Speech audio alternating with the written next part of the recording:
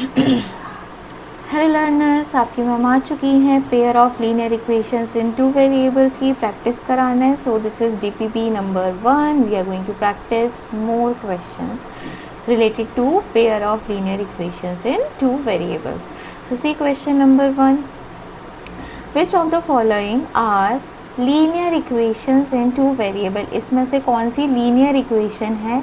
तो पहले तो ये बताओ, लीनियर इक्वेशन के लिए होने के लिए the power of the variable should B, the highest power of the variable should be 1. सो भाई बी ऑप्शन में हाईएस्ट पावर वेरिएबल की 2 है, मतलब इसकी डिग्री 2 है, तो ये लीनियर नहीं है. क्या ये लीनियर है? नहीं. तो ऑप्शन ए सही लग रहा है और ऑप्शन डी सही लग रहा है. यहाँ पे एक्स और वाई क्या है? Variable. So A and D R the correct one. It means option number 2 is the correct answer. कर लेंगे. ये लीनियर नहीं है, ये भी लीनियर नहीं है. लीनियर होने के लिए power of the variable, highest power of the variable means degree of the variable should be 1. Next, find the value of k की वैल्यू निकालो if x is equal to 2 and y equal to 1 is the solution of this equation. मतलब हमें बोला है x की value 2 और y की value 1, इसका क्या है? सॉल्यूशन.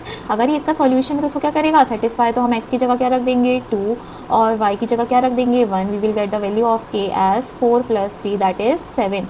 विच ऑप्शन? Again second option. कर लेंगे. One of the solution of the equation, इसमें से कौन सा इसका क्या है? सॉल्यूशन. सॉल्यूशन मीन्स एक्स और वाई की ऐसी वैल्यू जो इस इक्वेशन को क्या करे? Satisfy. What do you mean by satisfy? X और वाई की वैल्यू पुट करने पर एल एच एस बराबर किसके हो जाए? आर एच एस के. If L H S is equal to R H S, it means the given values of X and Y are satisfying the equation. तो आप रख के देखिए, आप 1, 2 रखेंगे तो 3 की जगह, वो एक्स की जगह 1 रखेंगे और वाई की जगह 2 रखेंगे. इसको सॉल्व करो तो कितना आ जाएगा? -5 and -5 is not equal to 4. तो पहला ऑप्शन इसको सेटिस्फाई नहीं कर रहा. क्या सेकंड कर रहा है? रख के देख लेते हैं. तो x की जगह 2 रखने पे ये 6 हो जाएगा एंड y की जगह 1 रखने पे ये 4 हो जाएगा. 6 - 2 कितना होता है? 6 - 4 कितना होता है? 2. तो ये इसको सेटिस्फाई नहीं कर रहा. क्या थर्ड ऑप्शन इसको सेटिस्फाई कर रहा है? हाँ मैम. 12 - 8 कितना होता है? 4. तो third option is satisfying the given equation. It means 4, 2 is the solution of this equation. समझ में आया बच्चों? चलो नेक्स्ट देखो. On representing the given pair this is this graphically we get. अब ग्राफिकली तो हम इसको सॉल्व नहीं करेंगे, हम क्या देखेंगे? Nature of the line, nature of the system. Means हम क्या निकाल के देखेंगे? A1/A2 B1/B2. अगर A1/A2 B1/B2 के इक्वल है तो हम आगे बढ़ेंगे, वरना हम यहीं पे बोल देंगे क्या है जो भी है. तो A1 कितना है? 3. A2 कितना है? 2. B1 कितना है? B1 कितना है? 1. B2 कितना है? -1. 3/2 is not equal to 1/-1. It means it is a condition of unique solution means intersecting lines. okay, so intersecting lines intersecting at exactly 1 point. lines अगर intersect कर रही हैं तो 2 points पे, तो वो कैसे भी intersect नहीं कर सकती. तो ये फोर्थ ऑप्शन तो बहुत ही गलत दे दिया उन लोगों ने. चलो next. on representing the following pair of this graphically we got, again we will apply the condition. A1 कितना है? 1. A2 कितना है? 2. B1 कितना है? 1. B2 कितना है? -1. 1/2 is not equal to, again it is a condition of unique solution. unique solution means intersecting lines intersecting at exactly 1 point. कर लेंगे यहाँ तक? कोई दिक्कत नहीं. चलो आगे देखते हैं. अब कुछ सब्जेक्टिव टाइप क्वेश्चंस देखते हैं हम. यस बच्चों देखो, रीड करो एक बार क्वेश्चन को और अपने आप करने की ट्राई करो. Aftab tales his daughter 7 years ago. हम मान लेते हैं 2 जनों की बात हो रही है. एक है आफ्ताब और एक है उसकी डॉटर. तो let the Aftab's age be x years old and his daughter be y years old. This is the present age of Aftab and his daughter. वो बोल रहे हैं आज से कितने साल पहले जाना है? 7 years ago. तो भाई जब हम पास्ट में जाते हैं तो दोनों की एज में माइनस होगा और फ्यूचर में जाएंगे तो दोनों की एज में प्लस होगा, क्योंकि किसी की भी एज टाइम के साथ नहीं रुकती. टाइम जैसा जैसा बढ़ता जाता है, एज जैसे जैसे बढ़ती जाती है. तो किसी की ऐसा आपने कभी भी नहीं देखा होगा कि अगर कोई एक जना अभी 3 years old है तो आज से 3 साल बाद भी वो 3 साल का ही रहेगा. टाइम के साथ उसकी एज तो बढ़ेगी. ऐसे ही पीछे जाएंगे टाइम के पीछे तो भी उसकी एज क्या होगी? कम होगी. आपको ये लॉजिक सब पता है ना ऑलरेडी. चलो तो अपन इक्वेशन बनाते हैं. हम आज से कितने साल पहले की बात कर रहे हैं? 7 years ago. तो अभी आफ्ताब की प्रेजेंट एज अगर x है तो आज से 7 साल पहले आफ्ताब कितने साल का रहा होगा? x - 7. और उसकी डॉटर कितने साल की रही होगी? y - 7. कोई दिक्कत तो नहीं? ठीक है. 7 years ago I was, ये कौन बोल रहा है? आफ्ताब बोल रहा है. 7 years ago I was, मैं अपनी बेटी का कितना गुना हूँ? 7 times. I was 7 times as old as you were then, ये आफ्ताब अपनी डॉटर से बोल रहा है कि आज से 7 साल पहले मैं तुमसे 7 गुना रहा था। मैं तुम्हारी एज का कितने टाइम्स था? 7 टाइम्स। देखो इक्वेशन यही बनेगी। अब कुछ बच्चे क्या बोलते हैं कि मैम आपने यहाँ पे क्यों नहीं मल्टीप्लाई किया 7 का आफ्ताब की एज में? बेटा ध्यान से सुनो, आफ्ताब की एज तो ऑलरेडी बड़ी है। किससे? उसकी डॉटर से। अगर मैं आफ्ताब की एज में 7 का मल्टीप्लाई कर दूँगी तो आफ्ताब की एज और बड़ी हो जाएगी। हमें क्या बनानी है? इक्वेशन। मतलब इक्वेशन बनाने के लिए दोनों में क्या होनी चाहिए? बराबरी। किस में बराबरी? आफ्ताब की एज में और डॉटर की एज में। तो आफ्ताब बोल रहा है आज से 7 साल पहले मैं तुम्हारी एज का 7 गुना था। तो मतलब अगर तुम्हारी एज अभी y-7 है, तो आज अगर तुम्हारी एज 7 साल पहले y-7 है तो मैं वो तुम्हारी एज का कितना गुना हूँ? 7 टाइम्स। मतलब किस में मल्टीप्लाई करेंगे? डॉटर की एज में 7 का मल्टीप्लाई करेंगे, तभी तो डॉटर और आफ्ताब की एज क्या हो जाएगी? बराबर। ये बात समझ में आई? इक्वेशन कैसे बनाई? क्लियर है? क्योंकि हमें दोनों की एज क्या लिखनी थी? इक्वल बनानी थी। तो डॉटर की एज क्या थी? 7 टाइम्स छोटी थी, तो हमने डॉटर की एज में 7 का मल्टीप्लाई कर लिया, तो डॉटर की एज और आफ्ताब की एज क्या हो जाएगी? बराबर। ये बात समझ में आ गई? कोई दिक्कत तो नहीं? और अगर अभी भी जिसको भी ये समझ में नहीं आ रहा है तो ध्यान रखें, जो पीछे लिखा रहता है उसकी एज में क्या करते हैं? मल्टीप्लाई। बोल कौन रहा था? आफ्ताब बोल रहा था, तो वो आगे लिखा है I was 7 times as old as you were then. You यहाँ पे किसके लिए यूज़ हुआ है? डॉटर के लिए। तो डॉटर की एज में किसका मल्टीप्लाई करना है? 7 का। क्लियर है? अब तो याद रहेगा। Next, also 3 years from now, मतलब 3 years from now मतलब आज से 3 साल आगे की बात कर रहे हैं, फ्यूचर की बात कर रहे हैं। तो आफ्ताब की एज क्या रही होगी? x+3। ऐसे ही उसकी डॉटर की एज कितनी रही होगी? y+3। I shall be 3 times as old as you. I shall be, ये फिर से आफ्ताब बोल रहा है मैं तुम्हारी एज का 3 गुना होऊंगा आज से 3 साल बाद। तो वो बोल रहे हैं रिप्रेजेंट सिचुएशन एल्जेब्रिकली और ग्राफिकली। हमें ये एल्जेब्रिकली मतलब इक्वेशंस बना के दिखानी है, और ग्राफिकली तो जब भी आप इक्वेशन बनाओगे तो उसके स्टैंडर्ड फॉर्म में लिखोगे। Standard form means ax + by + c = 0। तो आप जब इसको रीअरेंज करोगे बेटा, तो हम इसको क्या लिख सकते हैं? x - 7 = 7y - 49। अरेंज करो तो x - 7y = माइनस का 42। This is equation number 1। ऐसे ही आप इसको स्टैंडर्ड फॉर्म में अरेंज करो तो x + 3 = 3y + 9। यहाँ से क्या आ जाएगा? x - 3y = 6 कर लेंगे। This is equation number 2। तो हमने इक्वेशंस को कैसे शो कर दिया? एल्जेब्रिकली शो कर दिया। रिप्रेजेंट द सिचुएशन एल्जेब्रिकली, तो एल्जेब्रिकली कर दिया। और हमसे क्या बोला है? ग्राफिकली। तो ग्राफिकली में क्या करना होगा? हमें दोनों इक्वेशंस को ग्राफ पर प्लॉट करके बताना होगा। ग्राफ पर प्लॉट करने के लिए हम क्या निकालते हैं? उसके सॉल्यूशन। तो आप x और y की ऐसी वैल्यूज़ निकालोगे जो फर्स्ट और सेकंड इक्वेशंस को सेटिस्फाई करेंगी। देन दोनों इक्वेशंस को ग्राफ पर प्लॉट करेंगे तो स्ट्रेट लाइन 2 प्लॉट हो जाएंगी। फिर हम देखेंगे whether the given system are intersecting, parallel और कोइंसिडेंट। क्लियर है? अगर आप डायरेक्ट बताना चाह रहे हो तो इसमें यूनिक सॉल्यूशन निकलेगा, because a1/a2 is not equal to b1/b2, so it will produce a unique solution and you can find out the unique solution either by substitution method और elimination method. I told you both the methods. Clear है? तो question number 6 सब बच्चे कर लेंगे अच्छे से। ठीक है, अपना आंसर कमेंट में मुझे बताना। ओके, चलो नेक्स्ट क्वेश्चन देखो ज़रा। अच्छा, the coach of a cricket team buys 3 bat and 6 balls. Let the cost of 1 bat is equal to x rupees and cost of 1 ball is equals to y rupees। ये हमने equation equation वाली नहीं, हमने बता दिया कि हमने bat की कॉस्ट कितनी मानी है x और बॉल की कॉस्ट कितनी है मानी है y। कितने बैट खरीद रहे हैं? 3 बैट। तो 3 बैट की कॉस्ट कितनी हो जाएगी? 3x। जैसे 1 चॉकलेट की कॉस्ट अगर 10 रुपीज़ है तो 3 चॉकलेट की कॉस्ट कितनी होगी?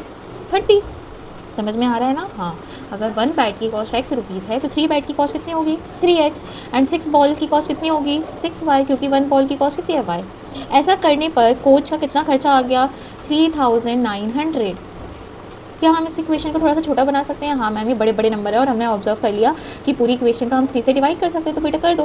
तो equation will be x + 2y = 1300। This is equation number 1। यहाँ तक कर लेंगे, कोई दिक्कत तो नहीं?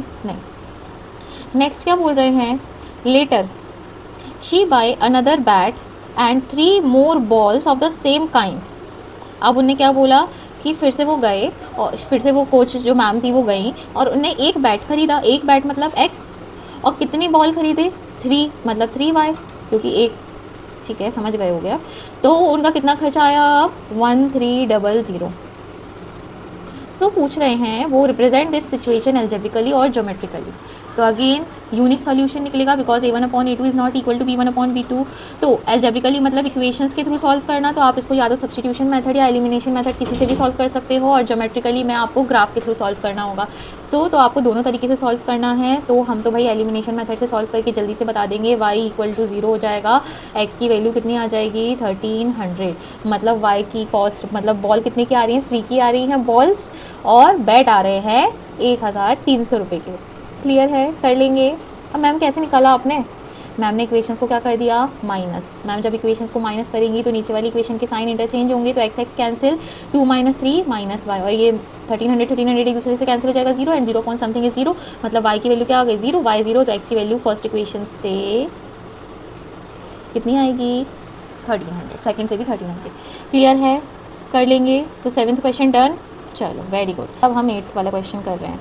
चलो बताओ, द कॉस्ट ऑफ, क्या किसकी cost, the cost of 2 kg of apples and 1 kg of grape on a day was found to be 160। एक दिन एक जना 2 kg एप्पल्स और 1 kg ग्रेप्स खरीद के लाया, तो उसका कितने का खर्चा हुआ 160 रुपीज़। हम मान लेते हैं कि 1 kg ऑफ एप्पल की कॉस्ट कितनी है x rupees.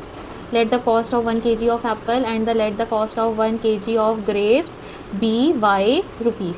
So 2 kg apple खरीदे हैं तो उनकी 2 kg की कॉस्ट कितनी होगी 2x, साथ ही साथ 1 किलो ग्रेप्स खरीदे हैं, टोटल मिलाकर कितना खर्चा आ रहा है 160। This is equation number 1।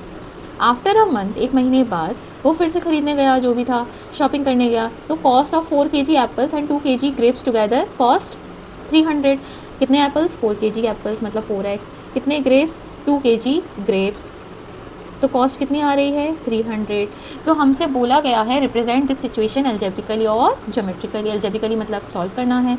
अच्छा, a1/a2 और b1/b2 और c1/c2 में क्या रिलेशन आ रहा है, a1/a2 कितना है 2/4, b1/b2 कितना है 1/2, एंड c1/c2 कितना है 160/300। अच्छा, a1/a2 is equal to b1/b2 because 2/4 is again 1/2, तो आप सिंप्लीफाई करोगे तो ये इक्वल का साइन आ जाएगा। क्या ये दोनों इक्वल है? नहीं है। और ये किसकी कंडीशन है, ये किसी कंडीशन है, yes it is a condition of parallel lines. तो x और y की ऐसी कोई वैल्यू आएगी जो दोनों इक्वेशंस को सेटिस्फाई करेगी? नो। अब मैम हमें नहीं पता था कि ऐसे भी निकाल सकते हैं। चलो कोई बात नहीं, आपको वैसे मैंने ये सिस्टम ये वाली चीज़ें बताई है, बट सपोज़ आप भूल गए, आप तो भाई आपको तो सिर्फ एलिमिनेशन मेथड और सब्स्टिट्यूशन मेथड आता है एक्स और वाई की वैल्यू निकालने के लिए। चलो कोई बात नहीं, उससे करके देख लेते हैं। अच्छा, किसको एलिमिनेट करना चाहते हो तुम लोग, एक्स को कि वाई को? एक्स को, तो पहली इक्वेशन में किसका मल्टीप्लाई कर दो 2 का, तो इक्वेशन क्या हो जाएगी ये 4x + 2y = 320, एंड दूसरी इक्वेशन क्या है 4x + 2y = 300। इन दोनों इक्वेशंस को आपको सॉल्व करना है, सेम साइन है, जिसको एलिमिनेट करना है उसके कोफिशिएंट का साइन सेम है और वो कोफिशिएंट इक्वल है, तो हम इक्वेशंस को क्या करते हैं सब्ट्रैक्ट। जब भी इक्वेशंस को सब्ट्रैक्ट करते हैं तो नीचे साइन चेंज हो जाता है, तो बेटा x से x कैंसिल हो गया, y से y भी तो कैंसिल हो गया, तो यहाँ क्या आ गया 0 = 20। एंड ये कैसा स्टेटमेंट है, फॉल्स स्टेटमेंट। मैंने आपको बताया था जब हम एलिमिनेशन मेथड से सॉल्व करते तो 3 कंडीशन आती हैं, या तो ट्रू स्टेटमेंट होगा, लीनियर इक्वेशन होगा, मतलब लीनियर इक्वेशन होगी तो आपको x की वैल्यू मिल जाएगी 1 वेरिएबल में, एंड में लीनियर इक्वेशन इन 1 वेरिएबल होगा तो x या y की वैल्यू मिल जाएगी। अगर फॉल्स स्टेटमेंट होगा तो वो किस कंडीशन में आता है, no solution. 9th question, 12 students of class 10 took part in maths mental maths quiz. अरे वाह, कितने बच्चों ने, 12 बच्चों ने बस। चलो कोई बात नहीं। If the number of girls is 4 more than the number of boys then represent the situation algebraically and graphically. Again equations बनाओ और उनको सॉल्व करो एल्जेब्रिकली और ग्राफिकली। एल्जेब्रिकली में 2 मेथड, सब्स्टिट्यूशन या एलिमिनेशन मेथड, और ग्राफिकली में उसकी सॉल्यूशन निकाल कर उसको ग्राफ पर प्लॉट करके सिस्टम का नेचर बता दो। यही करते हैं। चलो कितने बच्चे हैं, हमें नहीं पता मैम, पता तो है बेटा 12 स्टूडेंट्स हैं। कितने स्टूडेंट्स हैं 12। अच्छा, उसमें से गर्ल्स कितनी हैं, बॉयज़ कितने हैं, ये पता है क्या? नहीं। तो let the number of girls हमने मान लिया x हैं, बॉयज़ हमने मान लिया y हैं। नंबर ऑफ गर्ल्स भी x and let the number of boys भी y। According to them the total number of students is 12, means x + y = 12 होगा। या तो लड़की होगी या लड़का होगा, इसके अलावा तो और कोई स्टूडेंट है नहीं यहाँ पे, तो x + y कितना हो जाएगा 12। If the number of girls is 4 more than the number of boys. अच्छा, मैं बोल रही हूँ x = y कब होगा, जब x में प्लस का ऐड करेंगे, प्लस का 4 ऐड करेंगे, कि y में +4 ऐड करेंगे। अच्छा, बड़ा कौन है, लड़की ज़्यादा है नंबर में कि लड़के? लड़कियां ज़्यादा हैं, if the number of girls is 4 more than, मतलब लड़कियां ज़्यादा हैं, अगर लड़कियों में 4 का ऐड कर दोगे तो और ज़्यादा हो जाएगा, हमें क्या बनाना है इक्वल, तो किस में ऐड करेंगे, y में ऐड करेंगे। आप इसी इक्वेशंस को क्या लिख सकते हो, x minus y equal to 4। आपके पास दोनों इक्वेशंस आ गई, दोनों इक्वेशंस को सॉल्व कर लोगे एल्जेब्रिकली और ग्राफिकली, तो यहाँ से आपकी 2x की वैल्यू कितनी आ जाएगी 16, तो x की वैल्यू आ गई 8, अगर x 8 है तो y कितना हो जाएगा 4। मतलब गर्ल्स कितनी हैं, गर्ल्स हैं 4, वो सॉरी बॉयज़ हैं 4 एंड गर्ल्स कितनी हैं 8। The father's age is 6 times his son's age, जो पीछे लिखा रहता है उसमें मल्टीप्लाई करते हैं, हाँ चलो याद हो गया तुम्हें।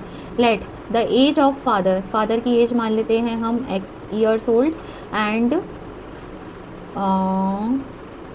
उसके बेटे की सन्स एज क्या मान लेते हैं हम y years old. According to this present age मानते हैं हम, हमेशा क्या हम कंसिडर करेंगे present age. The father's age is 6 times the age of his son. Clear है, this is equation number 1।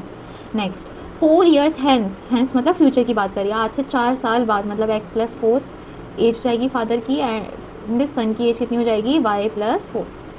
4 year hence the age of the father will be 4 times his son, 4 times his son. अब इसको standard form में लिखो तो x plus 4 equal to 4y plus 16, यहाँ से क्या आ जाएगा x minus 4y equals to 12। This is equation number 2। From equation 1 and 2 you will get the solution, yes or no? Yes. Then they are again saying that solve algebraically और graphically। तो भाई यहाँ से हम सब इसमें हम सब्स्टिट्यूशन मेथड ज़्यादा प्रेफर करेंगे। चलो x is equal to 6y, तो x की जगह 6y लिख सकते हैं। यहाँ से आपको y की वैल्यू कितनी मिल जाएगी, y की वैल्यू आपको मिल जाएगी 6। अगर y 6 है तो x कितना होगा 36। कर लेंगे, बताओ क्या ये मैम दोनों इक्वेशन को सेटिस्फाई करेगा? यस बेटा, it is common solution for both the equation, it means it is the solution of pair of linear equation in two variable. Clear है, सेटिस्फाई करवा के देख लो। x की जगह 36 ही रखो, यहाँ पे 36 माइनस 4 इंटू 6, 36 माइनस कितना 24, कितना हो जाएगा 12। तो दोनों इक्वेशन को सेटिस्फाई कर रहे हैं, तो हमारा करेक्ट आंसर क्या हो जाएगा, x is equals to 36 means father's age is 36 years old and his son is 6 years old. Clear है, तो आई थिंक आपको सारे क्वेश्चन अच्छे से समझ में आए होंगे और बातों बातों में ही हमने 10 क्वेश्चंस कंप्लीट कर लिए। यस और नो? यस। तो अब हम नेक्स्ट डीपीपी में मिलते हैं लर्नर्स। तो जब भी आप नेक्स्ट क्लास अटेंड करो तो आप क्या करो, एक बार रिवीजन करके आना, जिससे आपको और अच्छे से समझ में आएगा। सो आई थिंक लर्नर्स आपको ये वीडियो पसंद आई होगी। Please do like share and subscribe. Okay learners, मिलते हैं नेक्स्ट क्लास में। बाय।